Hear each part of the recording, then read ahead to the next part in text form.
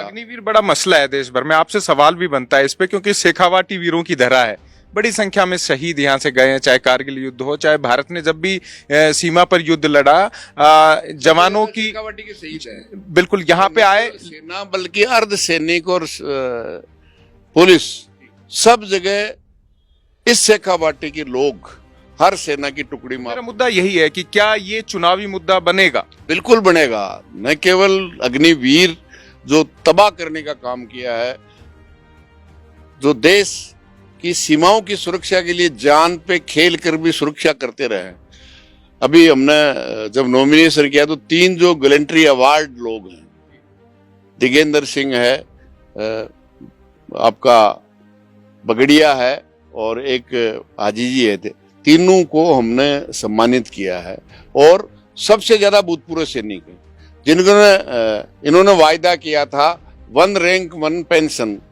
अभी पिछली 1 साल से 1.25 साल से ज्यादा 13 महीने से सैनिक जंतर मंतर पे बैठे हैं।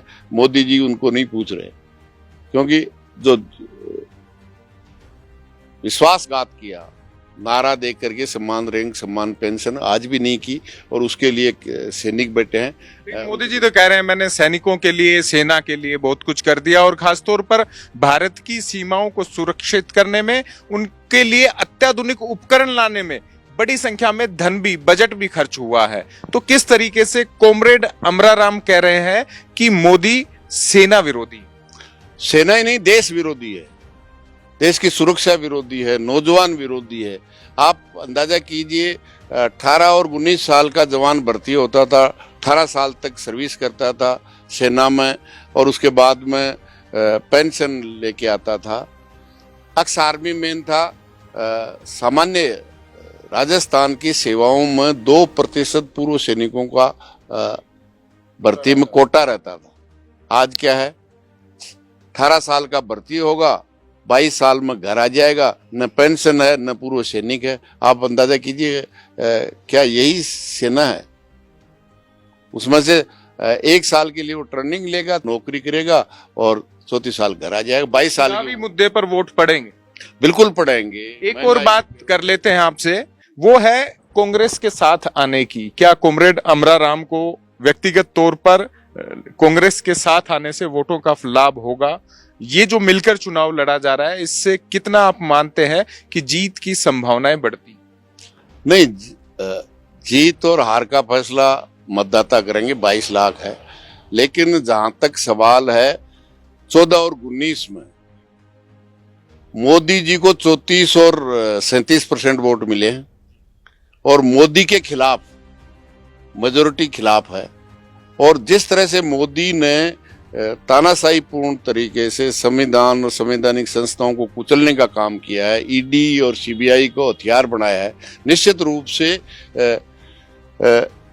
आज पूरे देश के वो जो इस देश के संविधान को, बाबा साहब के संविधान को कायम रखना चाहते हैं, देश की एकता और अखंडता रखना चाहते हैं, इस लूट से जो 10 साल में आम जनता को लूटा और बड़ी बड़ी कंपनी अंबानी अडानी को मालामाल किया है, उनको परास्त करने के लिए सब इंडिया गठबंधन के साझेदार हुए हैं। और सवाल कांग्रेस या सीपीएम या सपा या दूसरे दलों का ही नहीं है, निश्चित रूप से तमाम देश की जनता की आवाज थी कि सब मिलके लड़े। और ये जो लूट का राज है, सांप्रदायिक और कॉरपोरेट कंपनियों का जो नेक्सस है, इसको हराने का काम करेंगे, और निश्चित रूप से। लेकिन ये शेखावाटी अंचल में एक और चर्चा है, अमरा जी, आपसे सवाल बनती है, क्योंकि आप सुलझे हुए राजनेता भी हैं, कॉमरेड तो हैं ही, कि शेखावाटी से यानी सीकर से आपको टिकट देने के पीछे एक मंशा राजनीतिक गलियारों में ये भी है कि यहाँ से जो कांग्रेस के ताकतवर प्रदेशाध्यक्ष आते हैं, गोविंद सिंह डोटासरा, नहीं चाहते कांग्रेस का कोई दूसरा व्यक्ति उभरे, ऐसे में सीट लेफ्ट के खाते में डाल दी। कितनी सच्चाई है?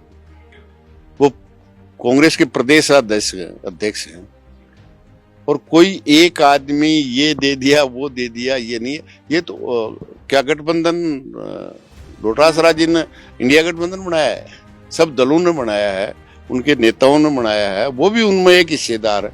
इसलिए किसके गठबंधन में जाएगी, क्या हुआ है, अब ये तो मैं नहीं कह सकता।